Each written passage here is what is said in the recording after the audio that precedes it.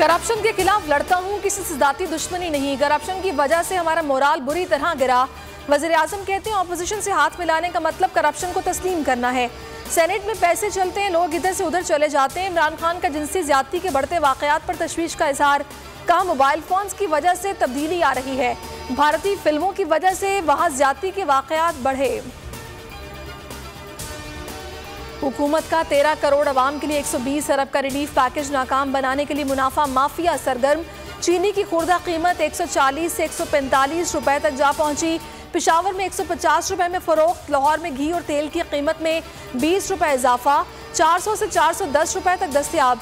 इस्लामाबाद में घी 402 रुपए फी किलो हो गया। आमदनी में इजाफा करना होगा, आवाम को चाहिए अपना कारोबार करें। फवाद चौधरी कहते हैं एहसास प्रोग्राम के तहत 5 लाख तक के कर्जे दिए जाएंगे। 30,000 से कम तनख्वाह वाले अफराद को सब्सिडी देंगे। पाकिस्तान में आमदनी कम होने की वजह से आलमी सतह पर तेल की कीमत कम नहीं हो सकती। रिलीफ पैकेज में रजिस्ट्रेशन के लिए वेब पोर्टल खोला जाएगा। छोटे किरियाना स्टोर्स वाले ऐप डाउनलोड करके रजिस्टर हो सकते हैं। सानिया निश्तर कहती हैं पैकेज से 13 करोड़ अफराद मुस्तफीद होंगे। एहसास प्रोग्राम का नया सर्वे कराया जा रहा है। महंगाई को कंट्रोल करने के लिए इक़दामात करने होंगे।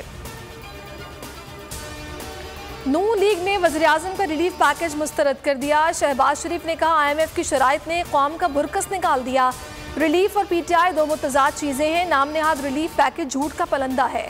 सिराजुल हक बोले हुकूमत ने महरूमियां और मायूसियां बांटी है, इक़्तिदार में लाने वाले मायूस हैं, हुकूमती कश्ती डूब रही है।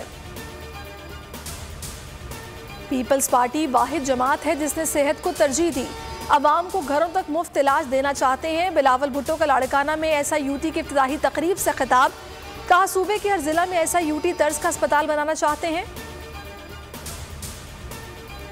नाजिम जोखियों का कत्ल, लवाहिकीन का इंसाफ के लिए नेशनल हाईवे पर धरना। दोनों ट्रैक्स कई घंटों से बंद, गाड़ियों की लंबी कतारें, शहरी परेशान।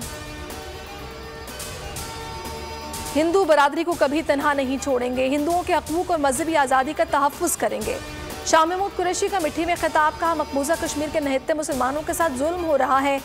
यहाँ दिवाली की आज़ादी है और श्रीनगर में नमाज ईद तक की इजाज़त नहीं।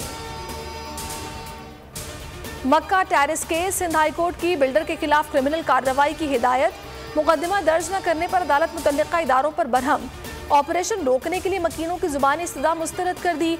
मकीन इमारत गिराने में रुकावट, कई ने खुद को फ्लैट्स में बंद कर लिया। ऑपरेशन मौखिर, SPCA का अमला और पुलिस वापस चली गई। सिंध के कई शहरों में जलजिला, कराची के इलाकों न्यूचाली, पाकिस्तान चौक समेत मुल्का इलाकों में भी जलजिला। सजावल, बदीन और गिरदुना में लोग घरों से निकल आए। कोई जानी नुकसान नहीं हुआ। शिद्दत 4.8 थी। सब्सक्राइब करें और बेल दबाएं ताकि कोई खबर रह न जाए।